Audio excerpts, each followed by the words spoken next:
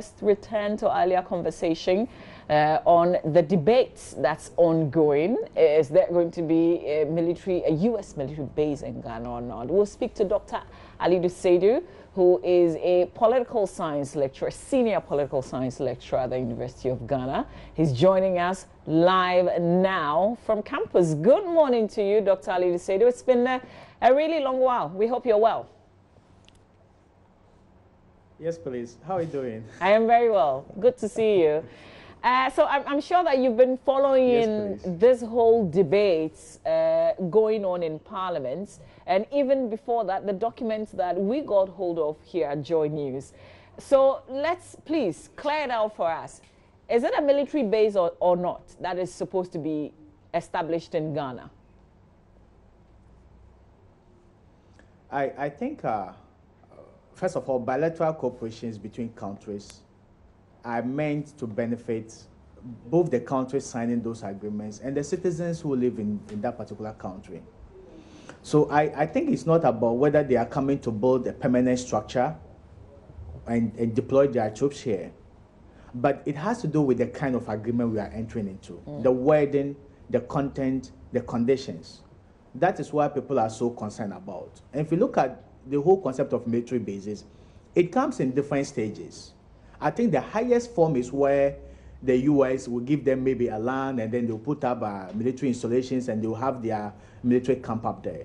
But they can do that in a more subtle way where they don't have such a base, but they still use your country for the operations and activities that is meant to connote the same ranking of a base.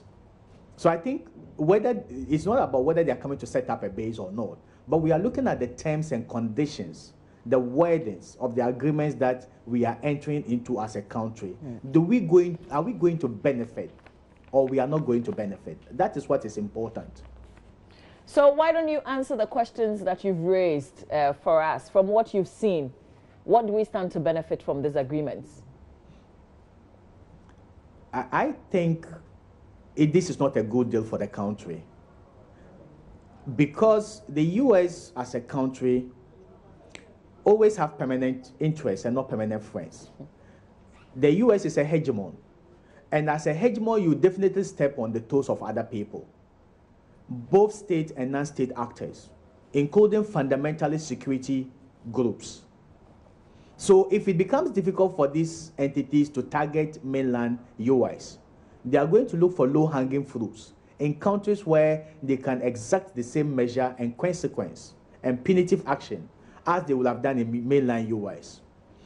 Where we're going to give them unrestricted access to our security facilities, let them bring in private contractors and even their military personnel who are not going to be bonded by Ghanaian laws, by U.S. laws.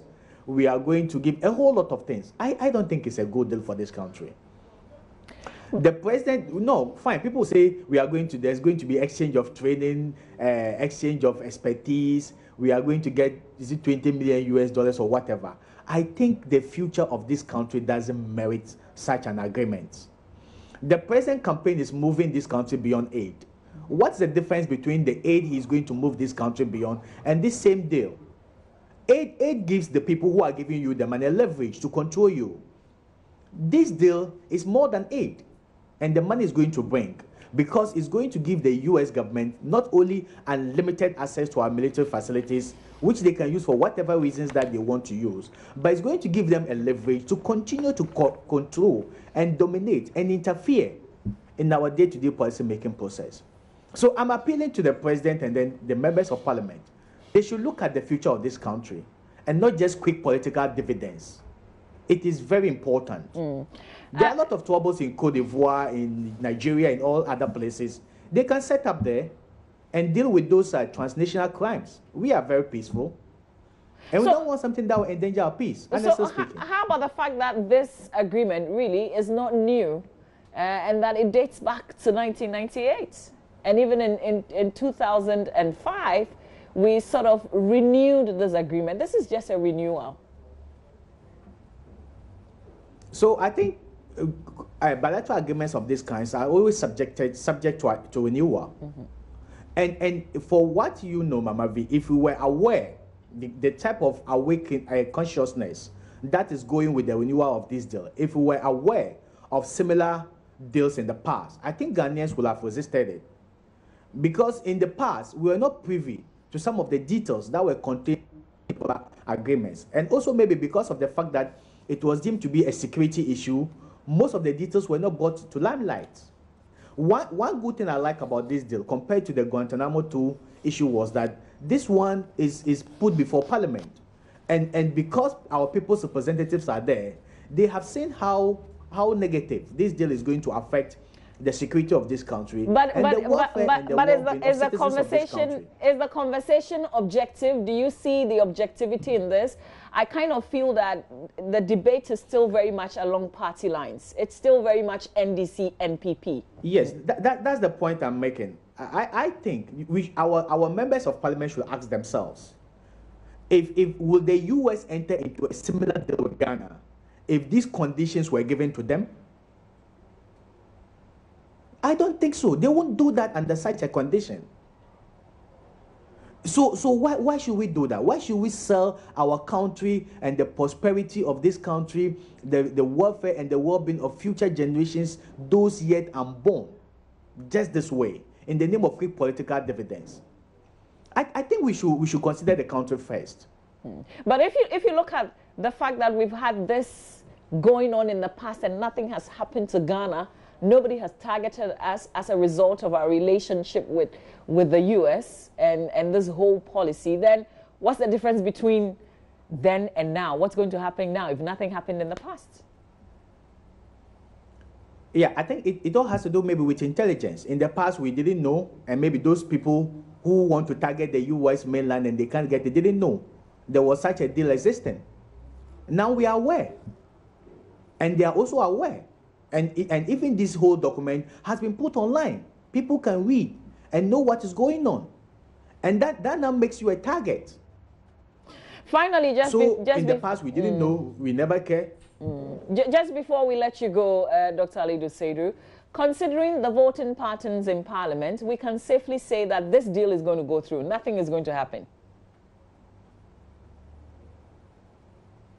Yes, but we have to wait for the consequence. It may not come now, it may come later. When you say consequence, what do you mean exactly? What is going to happen to us? Oh, we've seen a lot of things that has happened to countries that US have similar military arrangements with. Do you know? And I always say, US is a hegemon. They step on a lot of people's toes to their foreign policy. And definitely people will want to pay back, both state and non-state entities. So if it's difficult to target US mainland, you look for a quick opportunity, a low-hanging fruit, and exact the same punishment to them as you will have done to the US mainland. We'll have to leave the conversation and once here. People know that this is what is happening, no, yes, they may target. And even, you see, in Iraq, when the US invaded Iraq and security issues became very tough, they brought in a private company called Blackwater. The atrocities that this private company committed in Iraq, it was overwhelming. And the Iraqi government had no control over those institutions. Well, we'll have to leave the conversation here, I'm sure. I think we will have to be very, Mama V, we have to be very careful and consider the interests of the state. I know this government has so much to do for this country. They care about this country. We should put politics aside and look at the merits of this deal. Okay. Which country will go into a deal that gives you unrestricted access to your security installations and all those things, and tax-free exemptions and all those? Which country will do that? Even at the time that the U.S. president, which is deemed to be the most liberalist country, is imposing tariffs on steel and aluminium. It's looking inward, nationalism.